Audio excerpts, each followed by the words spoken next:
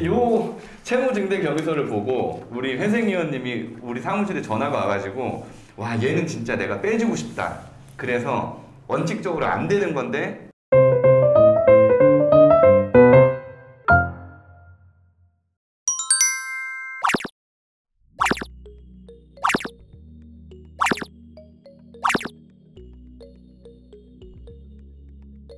안녕하세요. 안녕하세요. 네, 김민선 변호사입니다. 오늘 이분들은 우리 몇 번째 왔죠? 우리 사무실에? 그래도 많이 온 것 같아요. 한 3번? 아 그래? 네. 자주 오시는 분들이고 오늘은 부부가 회생을 하셨어요. 회생을 하셨고 요 채무증대 경위서 여기서 개인정보를 좀 가리고 우리가 올려도 돼요 이거? 예. 네. 그죠? 올려도 되죠? 이거 한번 읽어보세요. 소설같이.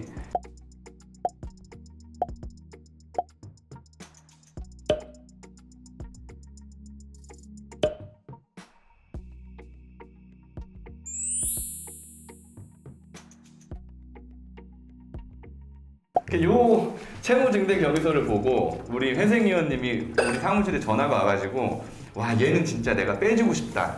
그래서 원칙적으로 안 되는 건데 막 60만 원씩 이렇게 막 추가 생계비를 인정받아서 가끔 그런 경우들이 있어요. 이 채무증대 경위서는 진짜 좀 잘 쓰셔야 돼요. 그래가지고 제가 이거를 오기 전에 한번 읽어봤는데 좀 젊으신 분들은 좀 안타까운 부분들도 있고 해서 회생해서 지금은 훨씬 나아지셨죠?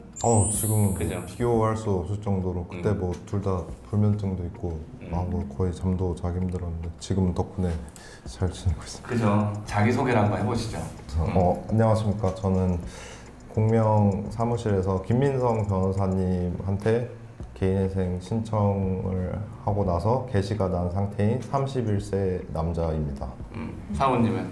안녕하세요. 저는 27살 직장인이고 올해 4월 초에 회생 신청을 해서 7월에 개시 결정이 나고 인가를 기다리고 있는 사람입니다. 우리 채권자 집회는 두 분 다 갔다 오셨어요? 개시가 좀 달리 났죠? 네. 시간이 좀 달랐어요? 한 일주일 정도 차이 난 것 같고. 회생위원은 똑같았나? 아니요. 회생위는 달랐어요? 그래서 집회가 이제 다음 달 이제 20일, 21일 이렇게. 집회가? 하루 거의 똑같아서. 그러면은 다음 달 21일이면 집회가 좀 늦게 잡혔네요? 개시 결정 언제 났어요?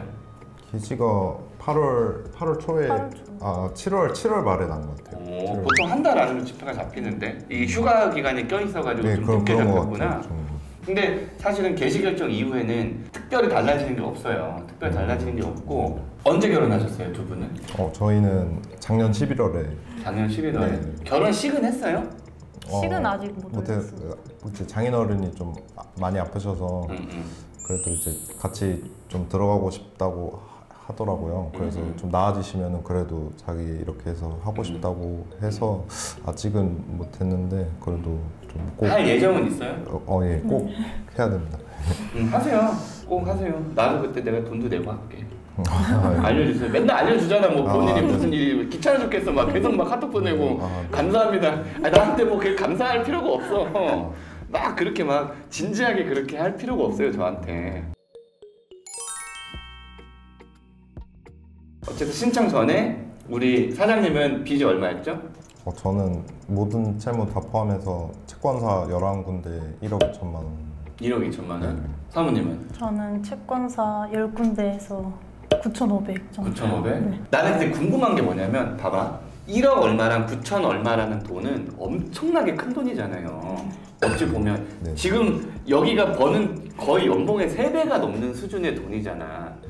그런 빚이 이렇게 쌓일 때까지 뭔가 이걸 조치를 해야 되겠다는 생각을 안 했어요? 이게 저희만 그런 게 아니라 다른 분들도 아마 비슷한 경우가 많을 것 같은데 하나나 두 개를 이제 대출을 받아버리면은 일단 신용이 보통 망가지잖아요. 좀 이상한 데서 받으면. 그러니까 그 상태에서 또 갑자기 예를 들어 그때 아버님 그때 병원 가서 수술하고 입원받고 대학병원에 하니까 3,400만 원인가 이렇게 나오더라고요. 3개월 계시니까.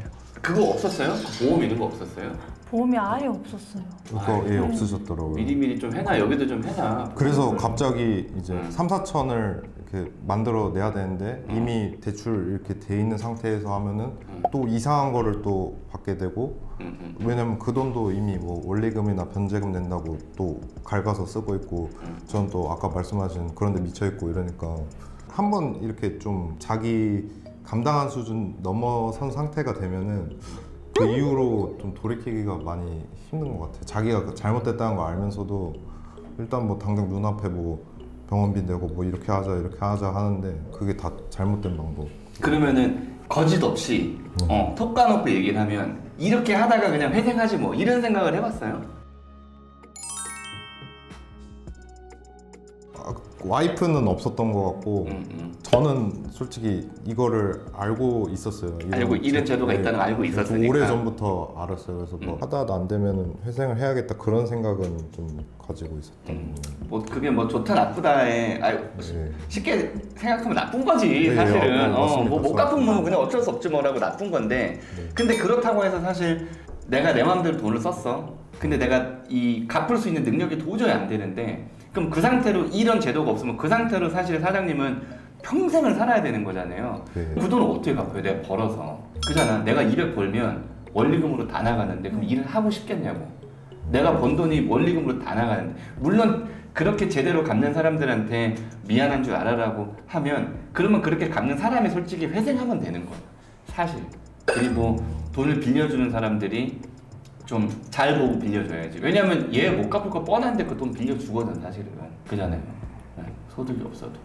어쨌든 뭐 누구 잘못이라고 얘기하긴 좀 그렇긴 한데 기본적으로 안 갚는 사람 잘못이긴 하지만. 네, 근데 정말 저도 그렇게 생각하는데 말씀처럼 그냥 일단 다 제 잘못인 누구를 탓할 수도 없고. 그렇죠. 빌리겠다 한 것도 저고. 빚이 많다고 사람이 죽는 거를 이제 나라에서 보고 있을 수는 없으니까. 그러니까 이런 제도가 이제 생긴 거예요. 이거 생긴 지 얼마 안 됐어. 생긴 지 한 20년 정도도 안 됐어요.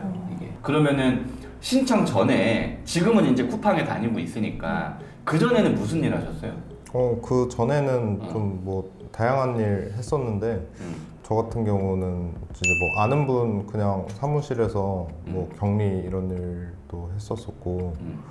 이게 물류랑 관련된 일을 하긴 했었어요. 원래 이런 현장 일을 하지는 않았고 그냥 뭐 재고 맞춘다거나 뭐 전산으로 뭘 한다거나 이런 일을 주로 했었었고.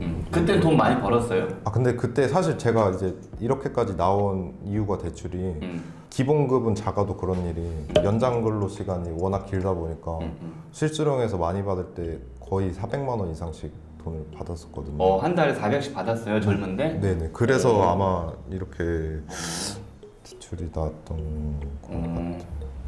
사모님은? 그 전에도 물류 그냥 현장 했었는데 저 300년 쿠팡을? 아니요 이 다른 물류센터에서 일을 했었는데. 아니 무슨 아가씨가 왜 거기서 그 노가다를 그렇게 해요? 어쨌든 돈을 많이 주니까. 그럼 뭐 다른 데에서 뭐 딴 걸 해도 더 많이 벌 수 있을 것 같은데? 하여튼 그렇게 해서 그러면 우리가 이제 어쨌든 간에 여기도 9천 정도의 빚이 있었고 여기도 1억 얼마의 빚이 있었잖아요. 그 매달 갚아 나가는 돈이 어느 정도 됐었어요? 내가 돌려야 되는 돈들이? 저는 한 달에 나가는 금이 250만 원 정도. 250 정도? 네. 9천 얼마인데 250밖에 안 내도 돼요? 네, 그 정도 됐어요. 250, 60. 한 반 정도는 그 만기 상환이라 그러죠. 그러니까 이제 원리금 상환 안 하고 그냥 이자만 받고 하는 게 좀 많이 섞여 있는 편이라서.